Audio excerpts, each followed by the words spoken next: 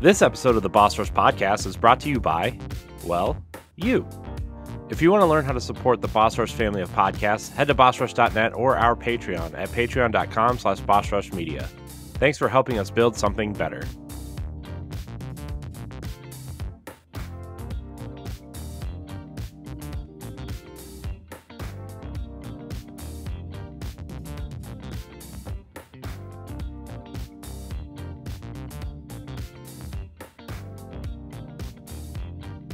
Hello, everybody. Welcome back to the Boss Rush Podcast, a great place to play games and be better. I'm one of your hosts, Corey Derrigan. Alongside me, as always, is the PC muscle race himself, LeRon Dawkins. Yo. What? What's poppin'? I just wanted to wake y'all up. What's poppin'? I don't like this. It's not a good I start. just wanted to wake everybody up. That's all. I'm trying to be awake, man. It's what this is for, but since we were chatting before the recording, it's almost gone already. So You need to drink. Okay, for every one of those you drink, you need to drink 4 tall glasses of water. 4. I have one bottle right here. Mm-hmm. Wait, How water? many Why Red Bulls water? do you have? It should be Monster or Red how many Bull. Red Because Bulls that have you had shit today? dehydrates you so bad. Yeah. How many Red Bulls have you had today? 2.5. Okay, so all right, so you need owe 16 you glasses owe of water. Anyways, Add the 8 that you should have on a daily basis. also here is the mad pharmacist herself, Stephanie Klimov. Hello, adult life is full of laundry and dishes. Yay! Cool Oh. shirt, Steph. Oh yes, I got my T-shirt from the Wholesome Games. Shout out to Kim Chica and everyone that works there. It's I got a question for you. Since you mentioned laundry, I got a question for you. Did you see that TikTok where it was like where it's like folding your laundry immediately after folding and putting away your laundry immediately after they're finished, and it's got the clip from Tom Cruise from that one movie. And he's like that's impossible. That's impossible. no, I haven't. Now I'm gonna go look it up. Oh no! I'll find it for you. Okay. Mm, And cheers. cheers. Okay. Yep. You owe us 6 glasses of water. Oh no. Also joining us is PK Power, Pat Klein. Stay hydrated, everybody. It's a hot one out there. Mm-hmm. It's actually And in storming here. here. Yeah, Real bad. You know what? You just got the storms that just hit us. So, Yeah, I'm quite aware, sir. and I'm pissed off because I like storms, Mhm. and they literally, like, I work probably about a mile north of the freeway. They literally, like, they crossed they were just like right on the southern border of the freeway. I'm on the north border of the freeway. Oh, So all the cool shit was 2 miles away. anything that now happens in Massachusetts, it's like west of 495. It's one of like the major interstate highways, and I'm like right on 495, so I tend to catch most of the storms, which I like. But I also lose power all the time. Mine is like, is it north or south of I-94? Mm. And it's Numbers. always south. All these Or numbers it's and north. roads. Like, seriously, I swear every time there's a storm, like, this is me, okay? This fist right here. The Okay. storms like do this, and then It's like every not freaking time. for you, Pat. Not for you. Not for you, Pat. I know. I miss a good thunderstorm. Mm. Boom shakalaka. I'm sorry, man. I'm sorry. I know. I should move to Seattle or something. No, it's gross over there. Oh, then And you it's get, then you get expensive. too much. Then you get too much rain. I could live with that. And it's expensive. A lot of money. Just throwing that out there. I'm an accountant. I'll find a way. Oh man, Make it everybody having a good week so far. Everybody good. Everybody having fun. It's alright. Yeah. I was a sub at the second part of the Bags tournament because technically my team lost by 1 point last week. So I went in just, to socialize and like, hey, would you like to join this team? Because the other guy is gone. I helped carry that team to the next round. Well, look at you. Yeah. I know. Look at you. And you're not going to get anything for it because you were just a sub. I know. The winner gets a trophy and 1 month free parking. You're like Bill Murray in Space Jam. Okay. You're in for like a play, and then you get carried off and you don't get anything. But you know what? I leave as an undefeated sub. It's fair. It's a great way to put it. I know my day took a turn for the better because I finally got my car back after almost 3 weeks due to a blown transmission for a 2018 car with only Gross. 48,000 miles, completely blown transmission. So it is back, and man, I really take cars for granted. So I believe you sent us a message last week that said, "I'm riding my bike to the dealership." Yeah, the dealership. Yeah. yeah. Yeah. Was it you and your son both? So that was to my mom's house. So the first time, like Okay, the okay. car was in my parking lot. Long story short, I realized it wasn't working. So I'm like, F. If I was by myself, no kid, I could just deal with living at home and order everything here. But I have a kid that I need to cart around everywhere. So I said, okay, my parents have a car. They'll let me borrow it. So I dragged my son all the way to the opposite side of town on a bike, both of us, to get to my parents' car to borrow their car. So I had that for a while. Then the dealership was finally willing and ready to look at my car 10 days later because they were booked. I also needed to get there and they were going to give me a loaner. So I can't drive my parents' car because then, so I had a bike to the dealership a whole town over. And then I put the bike in the trunk of the loaner. So thank You need goodness more- for bikes. Steph, you need more friends. Yeah, I have no friends, and there's no Ubers in the middle of nowhere. It's true. Oh, wow. I've seen where you live. You kind of live right in the middle of like knickknack woods. Exactly, and like speaking of like, technically I do have friends, but they're like you, where you're not in my state. So it's like you'd help me, but you're far away. I have I no. would drop immediately and help you get to where you needed to go. No, Yeah, thanks. same. That's why I love you guys. But it's all right. You know I what? don't know. It's kind of a far drive. All right. Well, you know what, Corey? I wouldn't help you if your car broke down. Okay. Yeah, that's fair. I'm just kidding. So I know Twitter is like definitely going to hell in not the Twitter handbasket. anymore. Twitter doesn't exist anymore. I refuse to call it that bullshit because like when you go to the URL, it's still twitter.com. So And I it's refuse still to call it whatever it's still bullshit, it's still the bullshit bird. muskrat. Huh?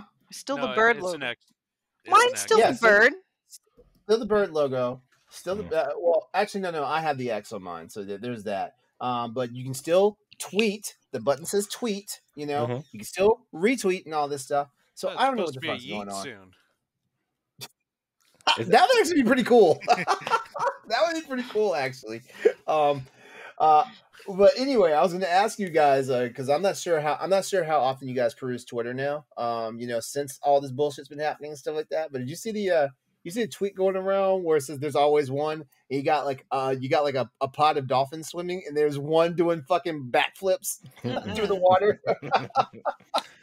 Unfortunately, I still tune into Twitter daily because even though I'm on Threads, like Twitter still provides me like all my video game news. But yeah, you know what? Like it's like I've actually done a very good job of like being able to filter out credible news sources and stuff like that. So yeah, like Twitter is still a tool for me at this particular moment in time. Like, yeah, it is devolving into the world's biggest shit show, and I can't wait for Threads to really get up on it, I mean, I think once Threads gets a desktop, like a website that functions, instead of just a QR code in space, like it'll be a lot easier for people to digest that being the new thing. I am gonna miss the lack of porn though. Like I'm just gonna say that now. Like kind of, it's not like I get my fix of porn off of Twitter, but if I just need to like break the monotony up, at least if you scroll long enough, like you're gonna hit porn. Don't worry, LeRon. All the videos on Twitter will soon be called X videos, so you'll be fine.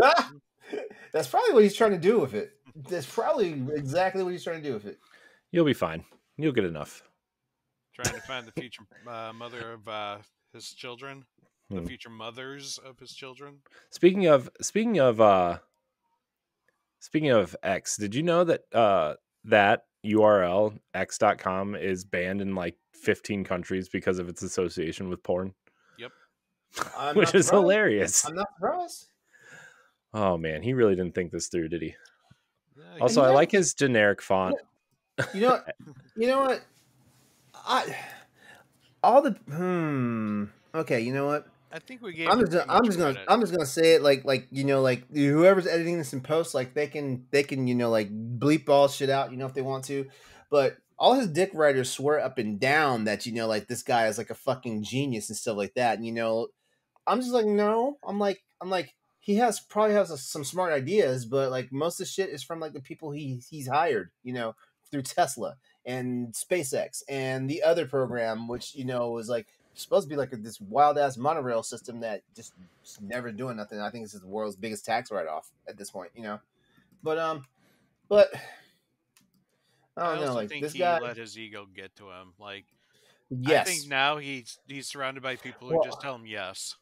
I mean, I knew something was off of him, like when last week he was like, I'm gonna challenge Zuckerberg to a dick measuring contest. Like, all right. Yep.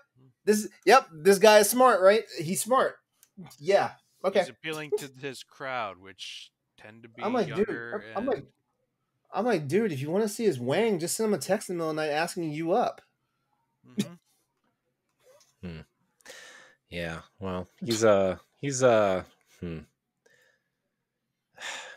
interesting, I guess. Dude's like acting like that a Batman fucking. quote says, Oh, I was about to say the R word. Oh. He's acting like a special case. He's definitely that. Lived long enough to be the villain. Oh yeah, I know. I remember when, like 5 years ago, and everybody loved him. Yeah, Well, that's the thing. It's like he's either so smart, or he's a mad genius, or like he's a mad genius that's just a hair to cross over to mad. I don't know. Sorry, LeRon. Go ahead. No, I was gonna say. Remember how we joked about how's this guy not like some evil genius and shit? Fast forward, here we are. He's not crazy. He's not even an evil genius. He's like a stupid fucking genius. And that I don't know which one is worse. I'd rather have an evil genius because like they get in their own fucking way. A stupid genius though will take everybody the fuck with them. I don't know. Yeah, is he really a genius now? I feel like his decisions are not good. Yeah, they're not. They haven't been great for Twitter, at least. Because you got not the great. Tesla truck, you got his failed SpaceX. Like you got Twitter. Hasn't failed yet, but the light rail system or whatever he's doing that has failed. Oh, didn't his last his prototype rocket explode? And well, he's like, it was successful. Well, they were testing the takeoff method. Not that I'm like defending him or anything, but they were testing a takeoff method. It wasn't exactly supposed to last, that rocket. They were testing some sort of new propulsion thing, from what I understand. So that, I don't know. Not that I'm defending him or anything, but I think it was not supposed to survive that. And it exploded on the way down. So I don't know. You know what? That's still a fucking massive, expensive mistake or success or whatever. Yeah. Only a couple $1 billion. Yeah. Well, I guess when you have that much money, you can do whatever you want. It's just me. I don't know. I don't think I would be spending my money on that, but hey, what do I know? We're not rich. Yeah. Speaking of knowing things, anybody play or watch anything this week? Secret Wars is over. Yeah, have you been watching that? I have one episode left. Secret Invasion. Yeah. What did I say? Secret Wars, Secret Invasion. It's all the same. I enjoyed the Secret Invasion finale. Unfortunately, it's got a 13 on Rotten Tomatoes. So I don't fucking understand. I heard it ruins a bunch of the old movies based on what happens. But you know what? Okay, well, when you watch the episode, come back to me and let's talk. We'll talk about it. We'll talk about it next week. I'll watch the episode tomorrow. Yeah, I might watch it tonight. Actually, after we're done. It's what 40 minutes. Yeah, it's like under 40 minutes. It's like I think it's like 38 minutes. Yeah. So, anybody play anything? I saw Indiana Jones this weekend. Actually, Okay, how was it? I loved How it. was it? I loved it. Every How was minute it? of it. Because technically it flopped. I know, but I didn't. I loved it. I can't wait till it comes out so I can watch it again. It was a What's little funny, long. it was like $300 million that it made on its opening weekend. It's a flop, but yet Oppenheimer makes like 125 million, and it's a success. Well, it also had like the third of the budget of Indiana Jones for some reason. That's the issue. Here's the thing: Indiana Jones had like a $200 million plus dollar budget, and as much as I love that movie, I have no idea where they spent that money. De-aging. But it's only in for like 15 minutes, and I know, and it cost them like 2/3 of the budget. no, it doesn't cost that much. No, It took them like 5 years no, to work with that de-aging, according to what they were saying. no. That movie hasn't even been in production for 5 years. Sure it has. Anyways, it looked really good though. The first 20 minutes, I thought I was watching like a sequel of like The Last Crusade. It was really good. Like there was only one scene where I could like really tell. I was like, oh, okay, that's. But like the opening started talking, and it sounded like a grumpy old man. It sounded like a higher pitched grumpy Harrison Ford, but it was good though. Like the de-aging and like it was good. I also like the train fight. I'm a sucker for train fights, and train fight. There was a train fight. It was really good. Also, not enough talk about how they de-aged Mads Mikkelsen in the beginning of that movie too. So it didn't look like I didn't even know he was in that film. Yeah, he's the villain. He's a bad guy. He's a great villain. He's always a great villain. That just shows how much I paid attention. Like, it's not that I don't want to see the movie. I do want to see the movie because Indiana Jones is one of my favorite like movie franchises. Of all time. But I don't know. If I'll be honest with you, I felt like it did. It's a movie that didn't need a sequel. It's a movie franchise that did not need a fifth entry because, like, I mean, and this is not to say anything about old people, but Harrison Ford is fucking old, and it's like, man, like y'all gonna fucking like kill this dude, like trying to do stunts and shit. Here's the thing, though, he didn't miss a step, dude. He didn't miss a line. He didn't miss a step. He didn't feel like he's 80 something years old in this movie. To be fair, like, though, at all. the movie had a lot less physical action versus vehicle action. So they didn't have him move around as much. Yeah. I'm just thinking about all that shit he went through in The Last Crusade, and I was like, man, like I hope he's not doing a third of that shit in this movie. I mean the action scene at the beginning was the most action in the movie, I think, like physical action. And then there's the big city like chase scene there's two chase scenes actually technically. So but they were like on vehicles and clearly stunt people, and but when they actually got to the temple, like exploring, the traps were like insanely mild. Like an old man could go through that and be relatively safe.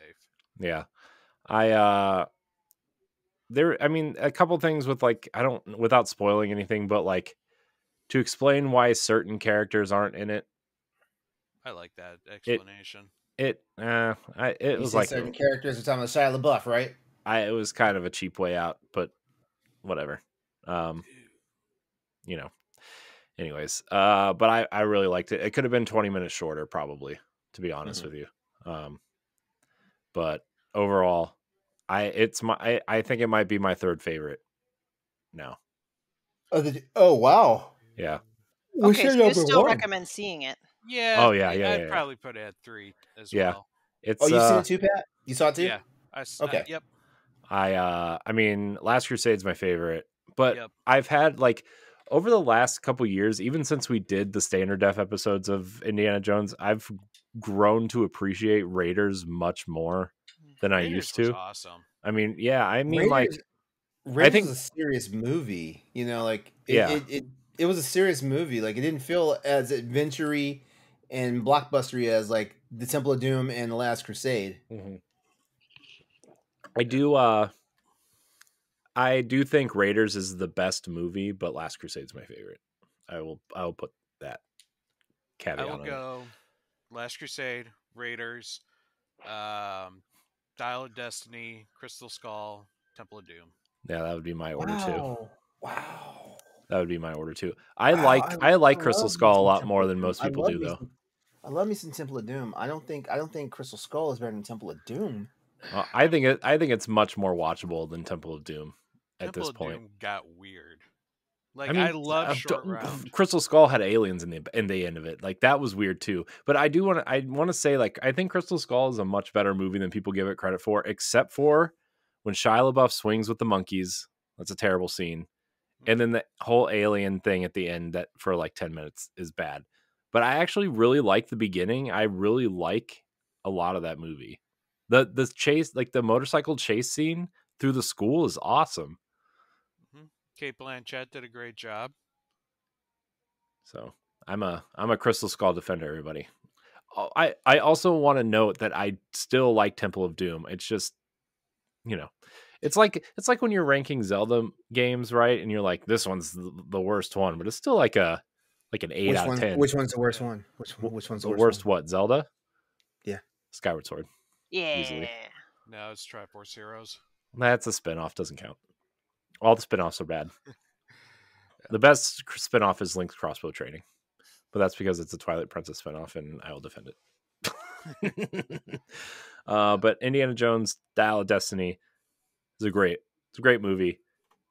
I think it's a must watch. I think it's great. So I can't wait for the 4K box set with all 5 movies in it, and like the 12 disc edition with all the behind the scenes stuff. I'm ready for it. I'm ready for it. Well, I guess Kathleen Kennedy. I was going to say I'm ready for it, George, but George isn't in charge anymore. So they still do box sets. Yeah. Oh. And then I played some Zelda. Nothing new to report. Did you finally get to the end of the main storyline? It's taken forever. The end is so long. I feel like I've had defeat Ganon for like a week, and I'm like lost. Maybe I'm just lost. It's fine. His dungeon's very linear. I'll figure it out. Go to the bottom of the castle. Oh, okay. Well, that makes sense. That's fine. I'm lost. Didn't Use you your get guide, Corey. I was going to say, didn't you get a guide? I did, but it's not open yet. All right. Again, when we talk about whose problem, it's a you problem, not a me problem. I know. Mm-hmm. Here's the thing. I have a hot take about Tears of the Kingdom. Okay? I think I have a hot take. What is it? Let me guess. You don't like it. I don't think it's as good as Breath of the Wild. It's a little too much. Huh. So, well, we'll talk about that on book club. Yeah. I like it. It's still probably like my 3rd favorite Zelda, maybe 4th, 3rd or 4th. But I don't. My problem with it is like the sense of exploration. Also, I was talking about this with Ed on an expansion pass we did recently that'll go up like later. But like, I think, and it might just have something to do with I'm in a different place than I was when Breath of the Wild came out, right? Like I've had kids since then, and life changes, all that kind of stuff. But like, Breath of the Wild was so different from previous Zeldas, and like the sense of exploration and getting lost in the world and just not like really paying attention to the story or finding the memories on your own and kind of watching them when you get them. Yes. I want to raise my hand because I don't want to cut you off because you were talking about like Zelda games. Nintendo tweeted 20 minutes ago that Oracle of Ages and Oracle of Seasons is now live on NSO. What? You know what? Goodbye, everyone. Switch? Where's my Switch? I guess that's the end of the podcast. Goodbye, everybody. Everybody's leaving. What was I? We were waiting for this one. We were waiting for that. Where was these I? are like some of the best Stephanie, you need to keep Zelda that. You need to keep that stuff to yourself until the end of the recording because that is disruptive as fuck. Yeah. See now thank Pat's you. I playing love games you. now. See, I am updating my Game Boy Advance so that it, um, populates. I I spent so much time in Breath of the Wild. Like, I think my hour count was 240 hours in that game. Now, granted, I went and did all the shrines and found all the Koroks and did all the extra stuff, right? But that was my hour count, and it's the same issue that I had with the Division 2, actually, which is like I put a ton of time into the Division, and I was like, yeah, I want more Division. And then when the Division 2 came out, I played for like 10 hours, and I was like, maybe I didn't need more Division. And like I just feel like sorry, Stephanie, what were you gonna say? No, you finish. That's why I didn't say anything. I'm like, I'm gonna let Corey finish his thought before I chime in. I Before you mention, like, I just feel like I spent so much time in this world already. And like, yeah, there's new things to find, like caves, and the depths are interesting, and I think the Sky Islands are kind of worthless, to be honest. I haven't found myself like really enjoying them at all. same. But I'm just like finding the same areas and talking to the same people and doing the same things. And I'm like, yeah, the Zonai stuff is really interesting. But like, I thought I was going to go into this game and like just devour it like I did with Breath of the Wild. And every time I play the game after like an hour, I find myself wanting to play something else. And I don't have that want to play it like I did with Breath of the Wild. And I don't really understand why, except for the fact that like I feel like I've already done this, you know? And it's not, and I'm not saying that it's a bad game. It's a wonderful game. It's a great game. It's definitely one of the best games Nintendo has ever made. But I think there are some elements that are lost. And this is what I was talking about with Ed the other day. If this was like a new landmass, if we went to Termina, or, some other landmass, or if this was like a different area, maybe I would have the same feeling I did with Breath of the Wild. But like having it in the same Hyrule is really like, it's like the game is less enjoyable to me because I've already done it. So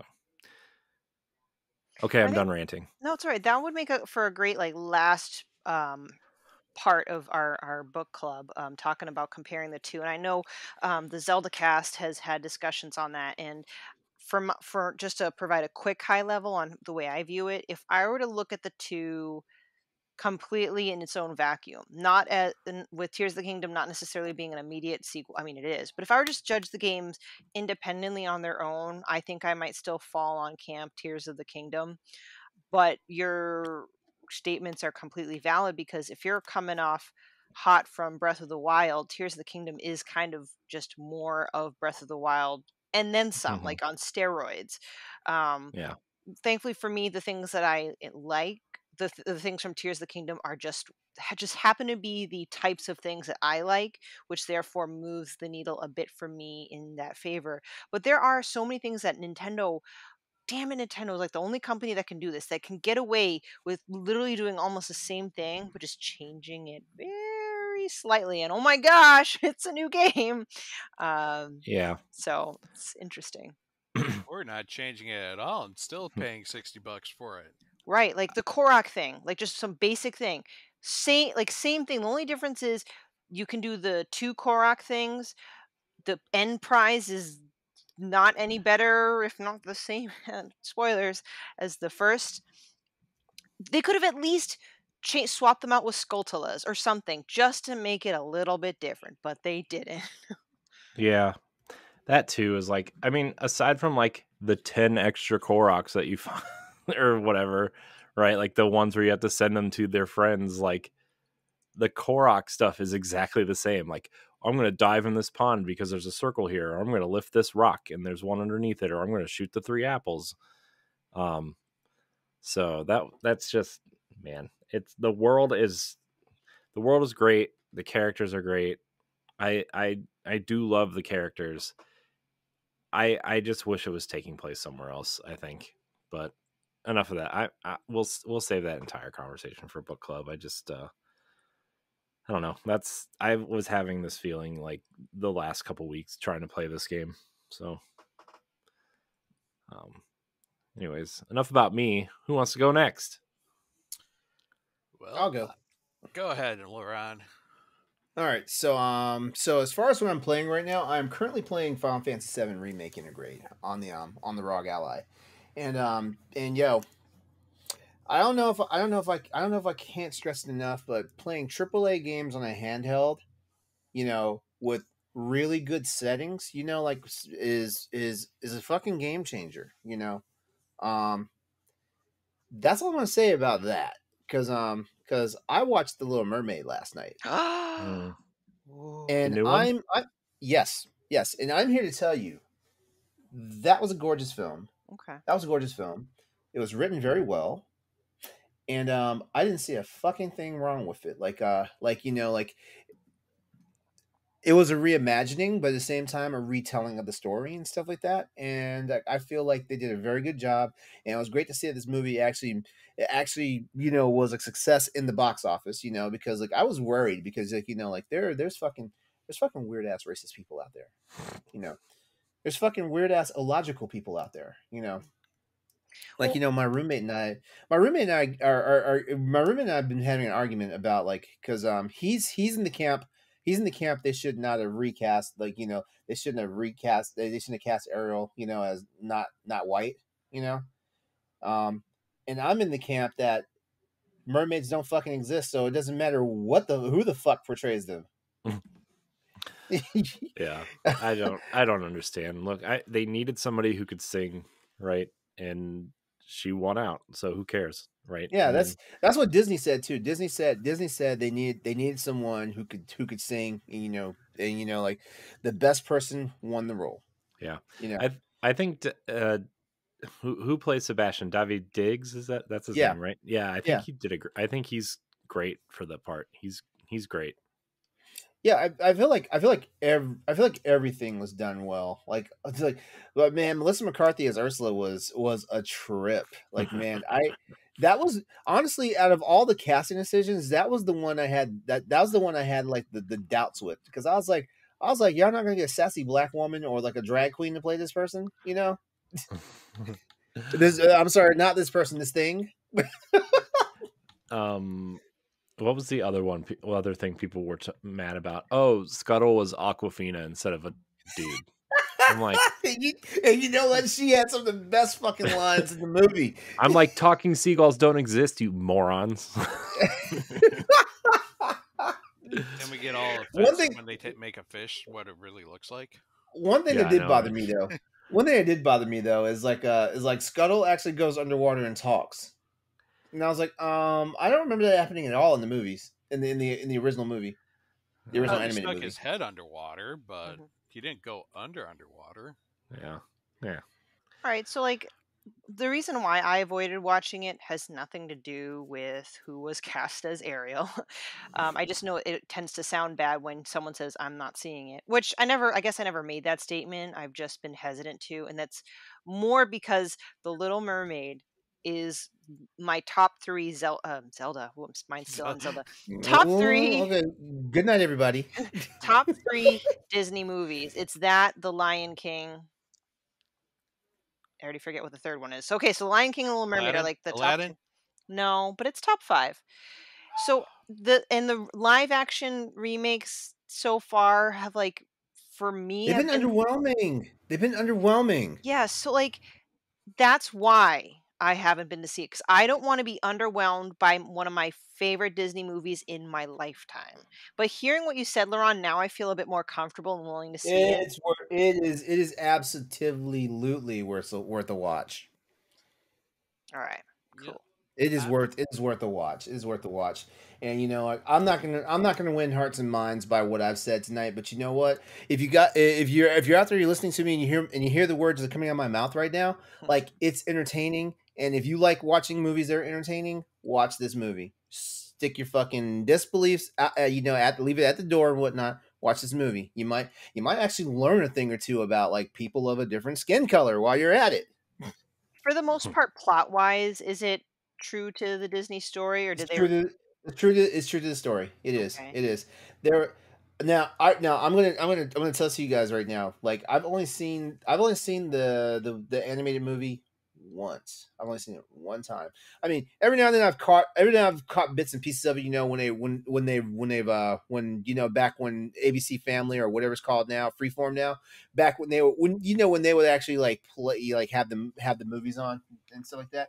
I would catch bits and pieces of it every now and then, but I've only sat down and seen the movie once, and that was when I was a kid. So there was a lot I did not remember, but at the same time, like it all came back to me, and I was able to discover what was new and original to the movie, and what was still classic about the movie.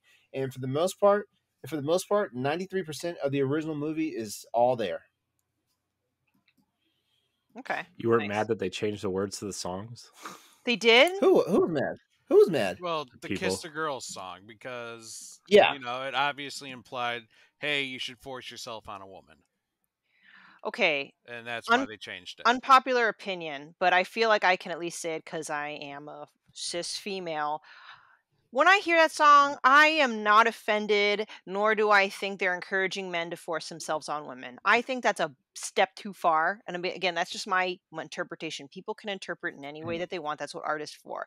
But I'm like, for fuck's sake, it's part of the plot where you have to have the stupid fucking kiss to get your stupid damn legs. Like, she wants it too. Okay, I'm sorry. I just, when they change She stuff like wants it that.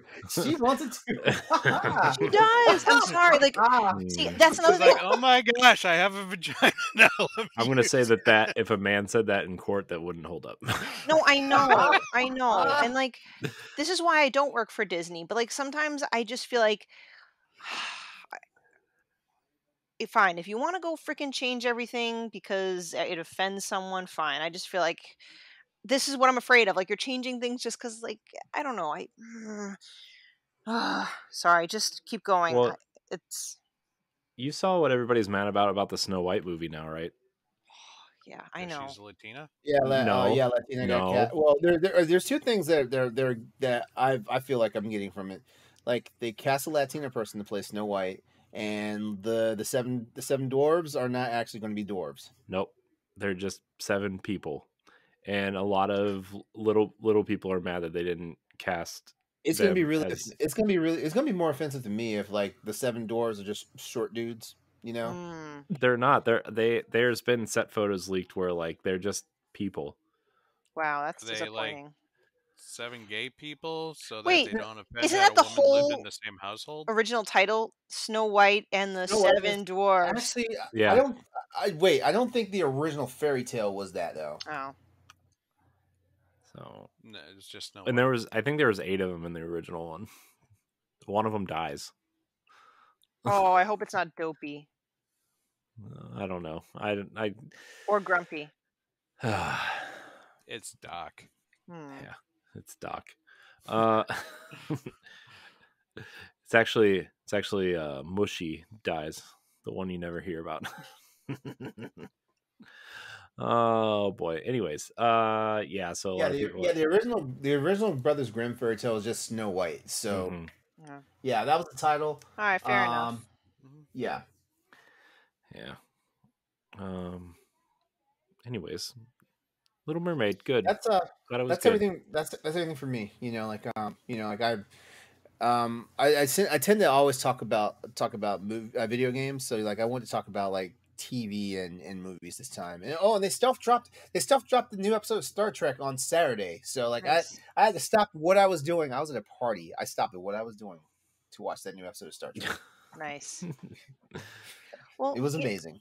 It's I do think, because of, COVID and stuff like that, I do feel like we are actually in a pretty good season for movies. Like a lot of good stuff has come out lately, finally, like some worth watching. Well, we about to be in a slump thanks to the writer's strike. Yeah, that's unfortunate. Yeah. Oh, also I finished season 2 of The Bear. Okay. Yeah, how was that? It was great. My boyfriend and I, we've been going back and forth about it because it almost feels like we're watching two different shows, like with our takes on it and stuff like that. But it's really interesting. Like, you know, when you get like diverse takes on like the same thing, you know, this is how people enjoy television and movies and music and all this and video games. You know, like when you have like the like differing takes on stuff, but it all like makes it cohesive. Yeah, but yeah, like all I gotta say about the Bear is, if you guys have never watched The Bear, like it's basically a show about about a chef who takes over his brother's restaurant after something happens, and like that first season, like with all the chaos and stuff that's going on, it'll stress you out. So like if you're a person that suffers from anxiety, get ready. Yeah, Nice. yeah. Who's next? Who wants to talk next? Pat, I think you also spoke up, so definitely go next. Me? I want to see your show and tell again. My show and tell is over there. It's What? up You didn't get there. it? No, we were talking. Well, since Steph brought it up, I got a lot of packages in the mail over the weekend. I got a very cool looking Zelda shirt that says, some of us grew up with Zelda, but the cool ones still do, or something like that. Or some of us grew up playing the Legend of Zelda, but the cool ones still do. And then it's got like every single link from like all the games. Mm-hmm. So it's pretty cool. I liked it. My friend showed it to me on Facebook one time. I'm like, sold. I'm buying it. So I got that. I got the collector's deluxe edition for Celeste from Fangamer, and it comes with this really cool holographic looking box with the Aurora Borealis and the Celeste Mountain. And it also comes with a handkerchief, art books, soundtrack, all the fun little stuff that these packages usually come with, uh, and a magnet. That sounds like a really cool collector's edition, like Mm-hmm. Oh, one and a that's really worth getting. You know. yeah. Also, like a pin that's promotes breathing, Mm-hmm. like breathing everything will work out or something, or breathe everything will work out or something. I don't know. The pin's over there. I think I So need I that. got, huh? I think I need that. You should get the collector's edition of Celeste. I didn't really like that game that much. Oh, I loved it. That for me, the game, like its message about depression and like overcoming anxiety and self-doubt, like the message really spoke to me, and I loved how they incorporated that into the gameplay. Like the gameplay was challenging, yes, but it was also bearable. Like when they uh respawn you, they didn't respawn you like several screens away unless you were playing a cassette, and obviously we're going for the challenge. It was like they encouraged you to just try and try again. So that game had a special place in my heart when I originally played it. I also got um, one of my Play Asia packages, the second one I Yeah. got. So it came with a copy of Ghost Trick, Phantom Detective, the Japanese Nice. version, Etrian Odyssey's HD collection, Nice. and Atelier Marie remake. Oh, So I got all those now for the Switch. It's like you said, like so many games. Which one are you gonna play next? I know, and honestly, I got Tunic coming in here in the next day or two. So I got a collector's edition of that I totally forgot about. Oh, and also I got Pikmin 4 in a tote bag. Oh, nice. a tote bag, huh? Yep, and my pre-order bonus was a tote bag. Who That was that? came Walmart separately. or Best Buy? No, Best Best Buy. Buy, right? Yeah. Yep. So, Pikmin 4, very interesting story with that one. Uh, Best Buy decided to use some other carrier service. I think what was it? It was called Roadie, and like it's almost the equivalent of like a DoorDash for packages. Someone like goes to I think he probably picked this up from a store or something that they packaged it in, and he goes and he picks up other packages and maybe other places and he like delivers them. on a route. So I get a notification Friday that my package got picked up at 5 o'clock, and I waited and I waited, and like 11 o'clock, I'm like, screw this, I'm going to bed. 4:02 in the morning, I get a notification that my package has arrived, Nice. and it's like, dude, I live in Milwaukee. You are literally putting this behind something that is not locked that someone could just randomly go up and grab. Don't do that, you know? Hmm. Seriously, people, why would you just why would you deliver a package at 4:02 in the morning? That's so bizarre. Yes. But I got it. Luckily, he was smart enough to hide it away from view. Um because like my entrance is like a glass like hallway, and he was like he hid it like kind of like just in by the front glass, so you couldn't really see it by looking in, so no one really knew it was there. But I have Pikmin 4. I played Woohoo! a shit ton of Pikmin 4. According to my save file, which I looked at just before coming on here, I've already put 30 hours into Pikmin 4. Whoa. Wow. 30 hours. It's that 30 long? hours. Yes. Oh no, I thought it was Like gonna be like this a nice 10-hour experience and I could just put it away. fun thing, you can actually get the credits in about 10 hours, Oh, good. but it's not the true credits. Oh, Yeah, like seriously, the credits roll before you even get like halfway through everything this game has. There's even 2 areas after the credits roll what? that you haven't even explored. I wonder what Nintendo's thought is with something like that. I don't know. Maybe it's the type of game. I don't know. Like, yeah, you completed some of the objectives in Pikmin 4, but then like you come up to another crucial objective that's like, this is clearly part of the story. Why are you like separating this and calling this a post game content that may be optional? Hmm. You know what, they did the exact same thing in Pikmin 2, where like you get off the planet but then you realize you left Louis behind. Oh no. It's like the same kind of feeling, like you've finished a mission, but it's like, no, you haven't. There's still a hell of a lot more left in the game. But the game is awesome. Like, in my opinion, this is the best Pikmin game out there, and it's easily accessible to anyone. The controls are more precise. There's an auto lock on. You can cycle through your Pikmin. The game eases you in so that you don't get confused with all the types of Pikmin. And then it's like you can only have 3 types out at a time, so they don't like get convoluted and mixed up. And they also offer recommendations when you go into a dungeon. Be like, hey, you want to take these said Pikmin with you in this dungeon. So the game is very easy to anyone that wants to get into it, and it's also challenging for anyone who wants to master it, because there are a lot of challenges. They're called Dodari challenges, which is a Japanese word for like multitasking or something, Hmm. or being efficient with your time. And your idea is that like you have to like maybe gather everything that is possible to gather in like a time limit, using just a set amount of Pikmin that you start with and then can find on that small map. And you can go and try and get these platinum medals by completing these challenges. Hmm. So that's where you don't have to do it.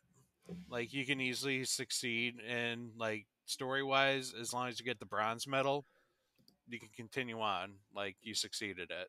Hmm. But obviously there's people like me that want to try and like challenge myself and like see how much I can do in Real getting these like gamer. platinums.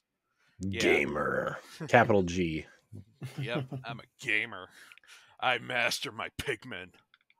That. Um, Mm. but Don't yeah, like no. that. A master Pikmin gamer. I'm Whoa. gonna gatekeep Pikmin now. Oh You're not as gosh. good at Pikmin as I am. Hmm.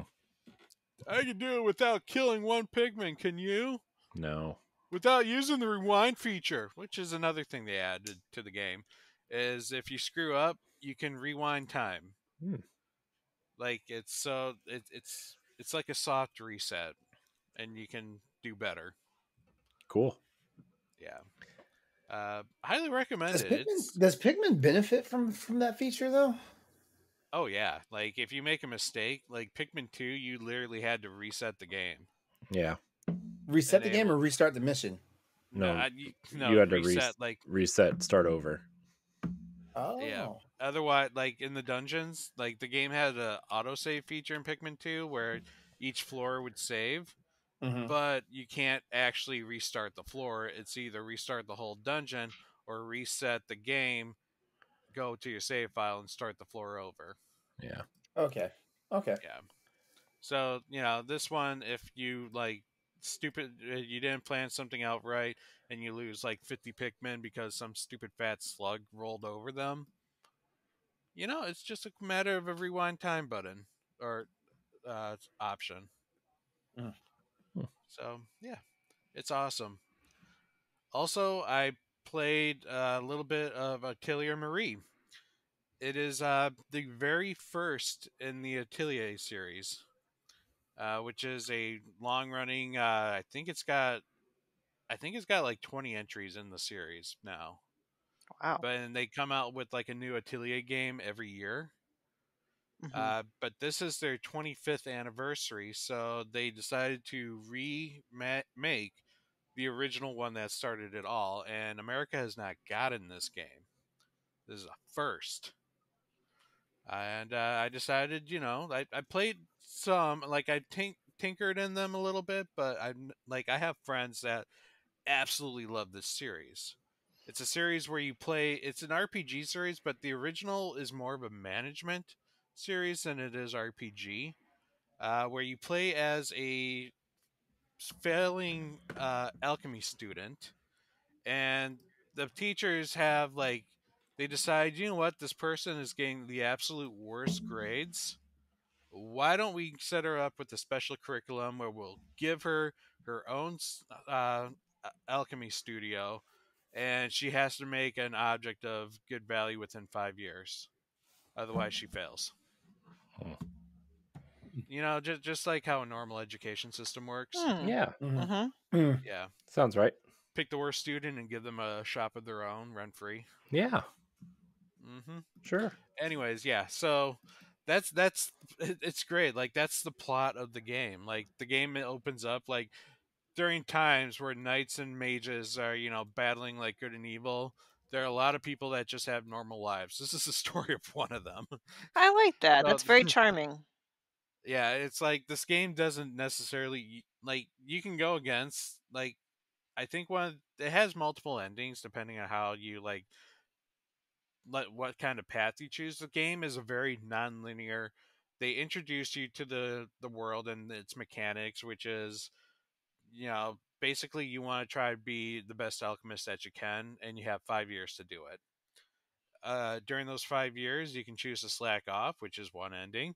You can choose to continue to, improve your skills. And as long as you get, I think, a 6-star item, you can technically get the normal ending. But then there are other things that, could affect it, like making the most, like, sought after alchemist item. The sorcerer, what is that called? I think it's a sorcerer's stone. The holy grail of alchemy. I think so. Yeah. Yeah. I have no idea. Sorcerer / Philosopher's Stone. Yeah, I think you're Philosopher's right. Stone. Thank you. That's what it's called, the Philosopher's Stone. So Harry like Potter. that is like one of the paths that you can take. Like it, just whatever your actions are, is whoever you interact with and become friends with, or take on your missions to go out and like gather resources, all like have an effect of how your story plays out. And at the end of 5 years, the game will give you an ending. So kind of like a Harvest Moon in that regard. I was just thinking that, but I wasn't sure if I'd sound stupid if I mentioned Harvest Moon. No, it is more management than it is RPG. Now I'm like super, super interested. I might actually order this. Mm-hmm.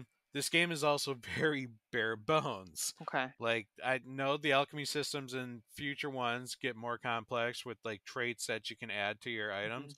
This one's literally you gather the item or the resources you need and you make an alchemy item out of it. Okay. Or like in battle, it's literally attack and everyone has one special move. Okay. So it's very bare bones, but it's a game that offers you as much freedom as you want to how you want to approach it. So it's very interesting. Um, it's got the chibi little 3D art style. One thing I don't like about it is what they do with the camera. Like they put like a focus kind of around your character, and then they start blurring out things in the background unless you get closer to them, and then they come more into focus. I don't know why they went with this because it really like this. They're doing themselves a disfavor by hiding what's out there on the screen. I feel, but that's what they did. Okay. And other than that, I've been working on rank code. Haven't progressed much farther than I was last week. Like I think I did 1K since then. Oh, you're still killing Because it. of Pikmin. Yep. But that's me. That's everything I played. Nice. Steph, you have an exciting announcement, don't you? Uh-oh. I do. Stephanie's leaving. Yes. Is that what you really Just want, kidding. Corey? Wow. No. Wow. Please don't. Wow. Okay, I'll see myself out. No, I beat Metroid Prime Remastered. Woo! Yay. All right. I can't tell you how much of a love-hate relationship I have with that game. I put down everything else. I put down Final Fantasy. I put down Pikmin. I did play a little bit it, but I just like put it down so I could focus it. Cause I'm like, this is not a game. Cause if I stop playing this game, where I'm like, I was 50% at like 2 weeks ago. If I stop playing this game and don't touch it for a couple months, when I go back to it, I'm just fucked. I'd have to start over. Like, Yeah, you will be. so I'm like, I have to finish it, and I followed Pat's advice, use a guide, and so just bottom line, it is a great game, and especially knowing about it came out about 20 years ago on the GameCube. That they were way ahead of its time. That's fantastic. I'm impressed with that historical knowledge and just I just think overall it's a very solid game. This is amazing. Love the soundtrack. I didn't hate the first person as much as I got used to it eventually. Though I hate first person platforming. I still hate first person platforming. It sucks. I'm bad at it. The downside are things that I just acknowledge that were just because of when it was made, right? Like once Metroid 4 comes out, I'm sure like these things will be different because it's again different age. There are no fast travel, okay? I get Shit, Metroid's never had a fast travel. listen, I get the point of a Metroid game. You need to get additional upgrades and revisit areas. That's not the problem. But it's like I'm like in the Fenandra drifts and then I finally get an upgrade and I need to go to the Magmore mines or something. But you don't just need to go back to the Magmore mines. You need to go to like the very, very last room of the Magmore mines. And what makes it worse is that almost every single motherfucking room keeps respawning the same GD enemies every single time. And it's not like the battle system is complex or you can outwit it. It's just like bullet hell, bullet sponge things or laser sponges. And it's really annoying. Like it's not even challenging. It's just annoying. Like why can't I clear out a room and it stays clear for an X amount of time and then respawn after I hit a certain level? But no, one time I just forgot something. Killed the enemies, went to the room before it, saved, went back out, and they were all there again. Holy crap, that drove me nuts. And then good old school punishment. And then lastly, my son wanted to watch me beat the game. So I defeated Meta Ridley. Is it Meta Ridley? Meta Ridley. Yeah. Which I love that fight. That was a lot of fun. I only died once. So that's actually pretty good for a really bad gamer like myself. To get to Metroid Prime, you have to first-person platform vertically to the top door. This wouldn't be a problem if there were constantly spawning Metroids that are fast and they face hug you, and then you have to morph into a ball and blow them up and then unroll in the ball. But if you unroll out of the ball, Samus takes a couple steps. So 9 times out of 10, I step out of the platform and fall all the way to the bottom into the phase-on where I start losing health. So I gotta jump out of that and then climb all the way back up, only to have a Metroid glob onto my face mid-jump. So I'm falling down again and it's sucking my health while I'm falling down. I've never This cursed. is your You would this is your love this is the your last. second Metroid game, right? Yes. You Okay. would love Metroid 1 and Super Metroid. The very NES. No, last no, part. no. She played the NES in Metroid. Oh, woo, No, yeah. she would call off the franchise. If you thought those platforms were bad, literally pixels that you Like had to step on like- at the very, very end of Metroid to Yeah, get like out of the the thing. NES Bring a version. Like time limit. people sleep on the NES version of Metroid because we have Metroid Zero Mission. You know, people Metroid to beat Metroid without using cheat codes and stuff. Like back then, like you were built different. You were. Well, see, I feel like if I played Metroid Prime when it first came out in the the GameCube, I feel like I wouldn't be venting as much because I am now playing modern games that have like probably too many fast travel points or like too much easiness, which I think it's kind of ironic that I'm saying it because I kind of like it when games are easy because I suck at gaming. But like, I feel like once you are used to modern gaming lifestyle improvements, sometimes it is difficult to go back and play the old school punishing type things. That's why I'm not criticizing the game for it. It's just me ranting because I just got used to other things. So, but my final statement was like, I've never let a cuss word slip out of my mouth in front of my son until that day. Because every time a Metroid globbed onto me, I'm like, oh, you mother... like, my son was laughing his ass off. He's like, I've never seen you this mad, but it's funny. I'm like, ah. Anyway, so that's Metroid Prime Remastered. I am so happy I rolled credits. It's just like I said, the love hate was I love the game. I love the lore, the aspect of it. Overall, it was very fun, very brilliant. The hate, quote unquote, part was the fact that I had to get used to the old school, like you said, punishing parts where I wanted to snap my Switch in half. So yeah, there's that. And like I said, Pikmin 4. But now that Metroid Prime Remaster is done, I can now fully focus on Metroid. Gosh, see, I'm all confused. Pikmin 4. And I can also go back to, I've actually finished Final Fantasy 16. Nice. We're proud of you, Steph. You stuck with that. Metroid Prime is not an easy game. Thank you. Yeah, Metroid Prime is a frustrating game. I will say that. Especially now. But then again, I'm also one of those people, like, I had a hard time transitioning from, like, the 2D Metroid to, like, the 3D world, the first-person 3D world, So, like, I always had a tough time with Metroid Prime. Well, I think that's just in general it as well, because in one of my banters, I not that I've played many Metroid games, but, like, I didn't find Metroid Dread really that difficult. Like where for Prime, I almost used a guide the entire time, minus the beginning. With Metroid Dread, I actually went the majority of the game not needing a guide. You hear that? You hear that, Corey? Mhm. Well, Stephanie told you to get good. I know. Dread is a very linear game. Yeah, it is. The game will block paths to prevent you from exploring until like almost the very end.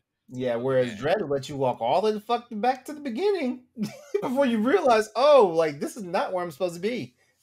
Yeah, so that's a me thing. It's just two same franchise, but two differently structured types of games, right? So some people really attuned to Prime's layout. But anyway, it has me excited for 4. When 2 and 3, if and when 2 and 3 remaster come out, I'll admit I'm a bit unsure if I want to play. I want to play because I am now invested in the franchise, but I also don't want to pull all my hair out. So I don't know. They get progressively worse. They Sorry. do? No. Mhm. One is the hardest out of all of them. Metroid Prime is the hardest because No. even though even though I never beat 2 and 3, like I did put my hands on 2 and 3, and I can actually say that Metroid Prime, the first one, is the hardest one. Yeah. That wasn't where I was going with that, but Oh. I was about to say because I was about to tell you to get good.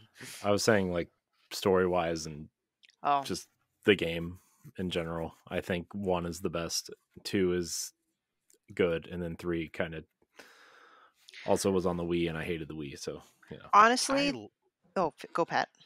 I loved 2. 2 was my favorite. I loved the themes of light and dark and how the game worked with it. That's actually what slowed me down from that game. Huh. What I actually kind of want to play next is Zero Mission. I was hoping maybe the Nintendo would bring it to the Switch. They will I at could some see point. them doing that. Zero Mission is one of my favorites in the entire franchise. Like I don't know if I like it. I feel like I like it more than I like Super Metroid, and Super Metroid is like the reigning king. Mm-hmm. Fusion's good too. Yeah, Fusion is great. Yeah, Zero Mission was like Super Metroid on steroids. It took the Metroid concept, slapped it with Super Metroid, and then added more shit. Because man, like we did not ask for the Chozo Ruins, but I'm glad we got the Chozo Ruins. We didn't ask for the space pirate ship, and we still probably wouldn't want the space pirate ship again. But that may have been the more frustrating part because then the game went from action to stealth. Yo, do y'all remember like the original back when like the game was being promoted and stuff? Like do you remember like the Japanese advertisements for it? When they revealed Zero Suit Samus, like she was originally called in Japan Naked Samus. And so you hear the Japanese narrator, he's doing all this talking, and all of a sudden, Naked Samus, and it's like, what did he say? That's awesome. That's awesome. What did he say? You can't. Like I'm pretty sure if you look through YouTube, you'll find it. Unless because Nintendo has a way of scrubbing, like it almost like Disney. Nintendo has a way of scrubbing all their negative stuff. But yeah, like man, I could not believe it the first time I heard that, and I was like, "What did he say?" You could Samus. That's awesome. I think that'll be in my next life. That'll be my username, Naked Samus, NEKK Samus. Naked Suit Samus. Yeah. Oh, I'm sorry if I just derailed the conversation. No, this is fun. Like Metroid is my number one Nintendo franchise. Like y'all can keep your Marios, your Zeldas, your fucking Kirby's and all this shit. Metroid is my shit. Oh, I'm glad I finally got into the franchise, and not to be cliche, but it's fun to play as a badass female. And the reason why I particularly like this badass female, I don't like pandering, even if it's not intentional. Like sometimes they want to just put a badass female for the sake of being a badass female, but I know historically it was kind of like a surprise. Like Samus was initially like almost presented as a male, and then surprise, takes off her helmet, it's a woman. So like I feel like at that time Nintendo, it wasn't just her helmet that got taken off. Well, yeah, okay, yes, all right. So that's how they realized that it was a woman. If you get like the 100% ending, like she's in a 2-piece. Okay, well, there's also that, but I don't know. I just feel like Nintendo wasn't trying too hard. Be like, look, we have a female hero so it's on our checklist. I don't know. I just thought it was cool. Maybe not the bikini part. Anyway. Encourage men to do better. Oh, man. Good times. Good times. Well, what now, everybody? What now? I think we go to a topic now, yeah, Tori. We should at least hit on one, yeah. Yeah, okay. We'll pick a quick one because we are kind of running long. We talk too damn much. Yeah, but I don't know. I really enjoyed it. We had good conversations. We were talking about video games. I'm not complaining. And Naked Samus. Sounds like you're complaining. Tyler, I'm gonna keep my mouth shut. Then we're gonna yell. Then we're gonna get yelled at for not participating. Let's see. Stephanie, you brought the topic of edutainment. Oh, you picked that one. I'd feel like no one else is going to like it, but if you do, if you don't mind, I can definitely talk about it. Yeah, let's do it. All right. So All right. I brought it up because I was listening to the Kane and Rince podcast because they recently reviewed or discussed Oregon Trail, which I was surprised. I was like, that's really random. And it made me think of the edutainment days. I think Oregon Trail was like initially written up in the 70s, published in the 80s, remade in the 90s, and again and again. Then it made me like really go down memory road because that's kind of it was called edutainment because it wasn't really considered video games, so to speak, and that's kind of how they wanted kids to maybe learn. And I want to see, did you guys grow up with edutainment games? What were they? Like, why we don't really have it so much now? Because I do feel like video games can be used as a teaching mechanism, but just they don't need to be made the quote unquote edutainment. And I'm happy to start. Like, for me, it was like the super, I forgot what it's called, but it's a Treasure Mountain and Treasure Cove. Like, I actually exposed my son to that today because he was complaining about doing his homework just from books and stuff. I'm like, okay, if you're complaining about the homework you're doing now, let me boot up this really old 90s game, Treasure Mountain, and you can do that for homework instead. And what it is you play as this kid, you ascend the mountain, and you get hints from these elves by solving puzzles, and the hints will help you find the hidden key to ascend each level of the mountain. Then you collect treasure. And of course, where the edutainment part comes in is the riddles from the elves are like math problems or riddles or rhyming stuff. So he's playing the game like, haha, you're learning, but you're having fun. um, there's also Where in the World is Carmen Sandiego. Mavis Beacon teaches typing. Around the World in 80 Days. Trying to think what else I had. So that, and Oregon Trail, of course. So has anyone played edutainment games back in your day, and what did you think about it? I played essentially everyone you hit on, like Oregon Trail, Where in the World is Carmen San Diego, and Treasure Mountain. Actually, wait, no. I read Around the World in 80 Days. I didn't. I never played the game. Mm-hmm. Yeah. I watched the movie with Arnold Schwarzenegger in it. Wait, there's Wait, Around the World in 80 Days was a Schwarzenegger movie? Well, yeah, there's it's Jackie Chan and I forget who else. Oh my gosh, was in it. That- But That's Arnold right. Yeah. Schwarzenegger was Jackie one Chan character, was in Around the World. Yeah. and Yeah, he's like, that's right.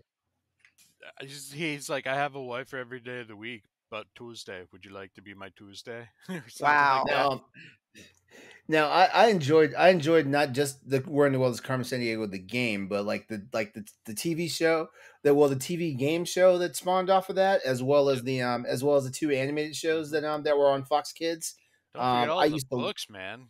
Did you I ever get never any read of the the books. books? Never read the books. Books were No. awesome. Sorry, go on. All I want to know is that's all I gotta say is that's one slippery bitch. Yep. Did you ever catch Carmen Sandiego? Never. I never caught her. I've caught her. Oh, it's a great feeling when you finally catch her. Whew. Now Like, that was a game that frustrated me. But yeah, it frustrated me too. I've been able to like almost pinpoint where she was at. Like it was one of those things where it was like when they revealed where she was at, I was like, oh, that was where I was actually. That was my next pick. mm-hmm. Nice. Now I remember that game coming with like, what was it? It was like a dictionary. Yeah, like a that Britannica encyclopedia something. I don't know. Yeah, that way you could look up. Like that was one of the things you had to do was like look up what the clues were, Yes. and try to get the idea of like where did she go or where did the minions go next. Like, but yeah, then there was like a book series that had like cards, and they would give you clues, and then it was almost like a choose your own adventure book. But then you capture like if you took the right paths, then you finally like caught someone. It was pretty fun. And then that TV show was amazing. The game show. Yep. How about you, Corey? You're very quiet. Yeah, no, he's all quiet. Mm-hmm. Oh, sorry, I was talking and then I was muted. Sorry. I was saying that the theme song for Carmen Sandiego was amazing. Where in the World world Yeah, that is one. Carmen San Diego. Sandiego? See? Yep. Wow, this got Like exciting. I just jump on YouTube sometimes and just like because like you can find almost all the episodes of War in the World's Carmen Sandiego on YouTube. So sometimes I just like jump on YouTube and like run an episode just for nostalgia's sake. Yeah. Good old Rockapella.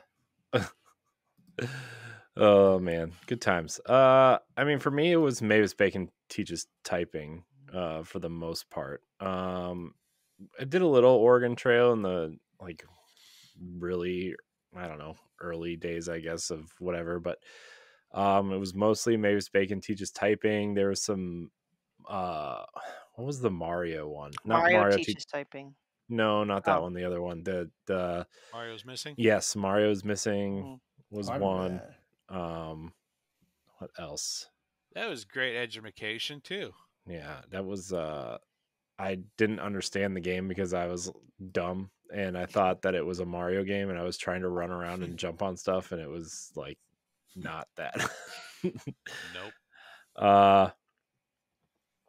And then that was pretty much it, to be honest.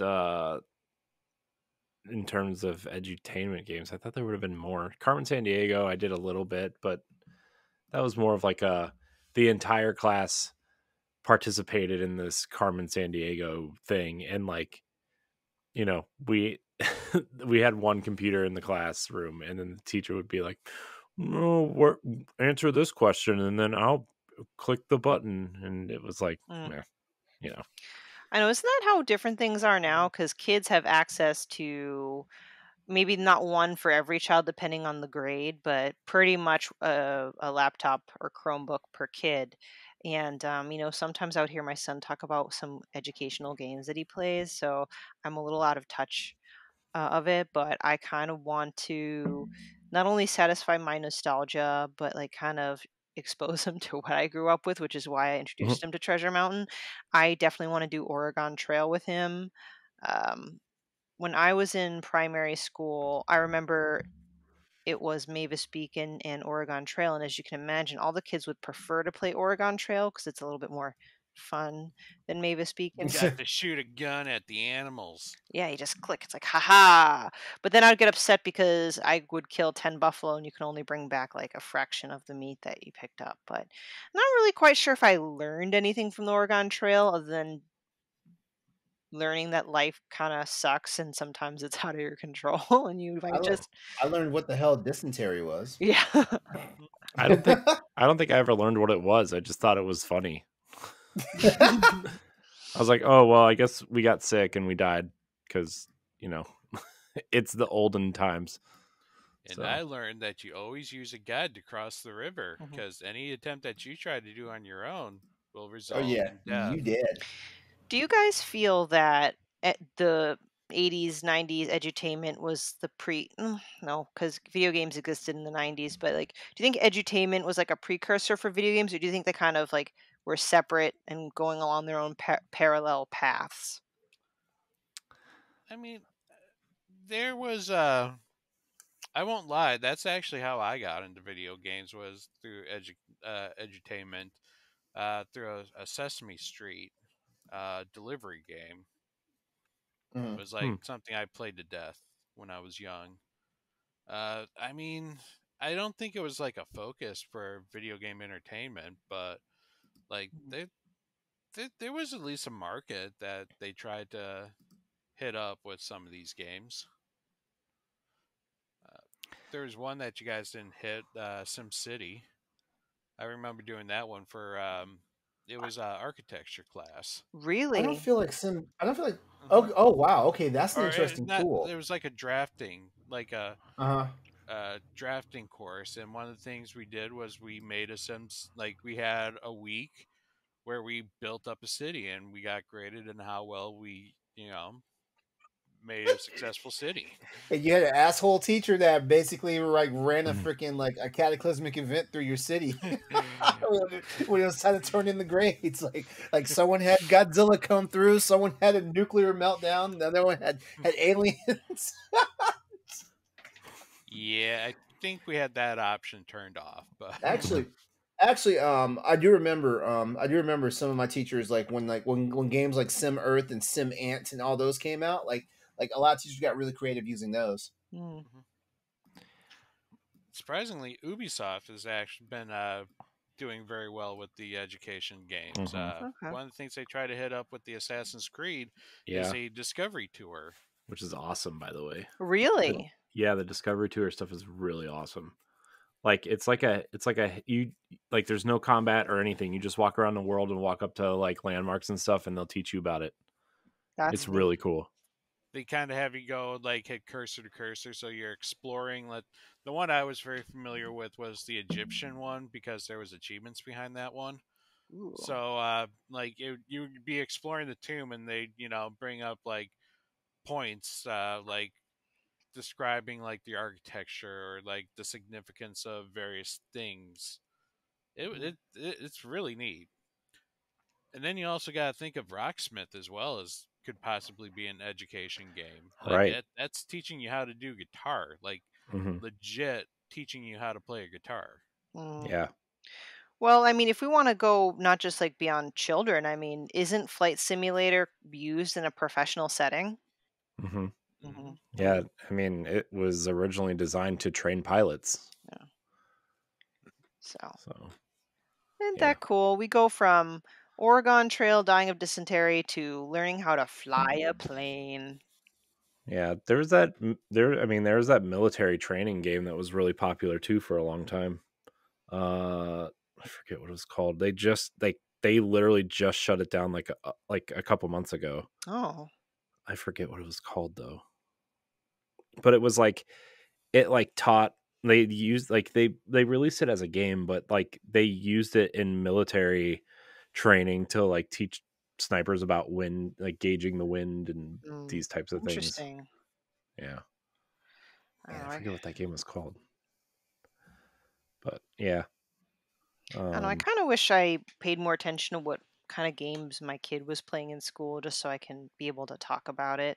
But of course, being a typical ever aging adult, I'm always kind of thinking, well, the edutainment games that I were playing are much better than the stupid crap they have now. But I know that's not necessarily true. That's just the old person in me yelling at You're clouds. just salty your son got into Minecraft. I still am. Shut up.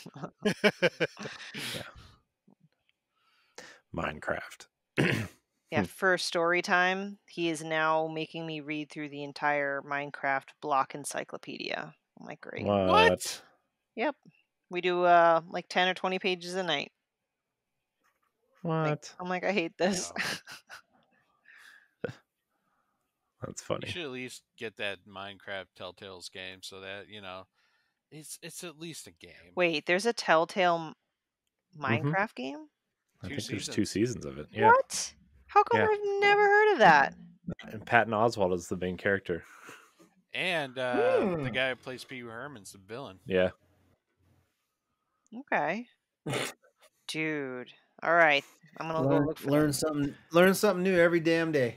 And that, my Maybe you should be friend, paying attention to Minecraft, LeRon. Instead of monster hunting, you can be Minecrafting. Okay. I haven't monster hunted in weeks, so oh no. so you can go choke. No, Okay. I just got things to do. Like I haven't been able to properly play Monster Hunter since I went on vacation to Cali, and because like 2 days before I went on vacation to Cali, I got the Rogue Ally. So like and I attempted to play Monster Hunter this thing once, and I'm like, you know what? I actually like the PC experience. Like sitting with the monitor and the controller and stuff. Yeah. So Yeah. it is what it is. But man, I tell you what though, like this is how I'm gonna get all my backlog taken care of. Nice. I know. I wish I want one so bad, but they're so expensive. Yeah, I don't know. I don't know if I'm also gonna be honest with you. like if you're not in the PC gaming state of mind, then this thing might be a little too advanced for the average gamer. Like if you're used to playing console games and not trying to worry about like if you're not doing what I do and like tweaking your graphics card settings on my desktop PC when I'm playing games, like get a Steam Deck. But I can't play Xbox games natively on it. True, but you still can. Yeah, but that seems like it requires a lot more work. If Stephanie can do it, so can you. Did it need that much work, Stephanie? No. And I wrote a how-to article on it, Corey. And I feel like once you do it, that's all you have to do. And Corey, if I can do it, you can do it. Get good, scrub. That's debatable. Get good. I'm not good at anything. Even be better. Be best. Okay, on that note, we're leaving. We're ending. I want to thank everybody for watching and or listening to this episode of the Boss Rush Podcast. You can follow us on the social medias at Boss Rush Network, at Boss Rush Podcast. You can go to bossrush.net for all the content. Please subscribe to the YouTube channel. Really pushing that. We're like 120 subs away from like being eligible for partner status, so get on it. Appreciate that. Yeah, we meet all the requirements except for number of subs, which I get it. We only do podcasts, so like who's gonna sub to that? But do it anyway, please. Thanks. Anyways, thank everybody for watching and or listening. Until next time, we love you. Goodbye. Love you. Bye. Bye. If you want to be a Patreon producer, head on over to patreon.com/bossrushmedia and find out which tier is right for you. Our Patreon producers at the $5 tier or higher for this month are Adriel Munger, Austin Campbell, Celeste Roberts, Christian S., Sana Dierig, Francisco Santillan, and Rebecca Jewell. Thank you for your continued support.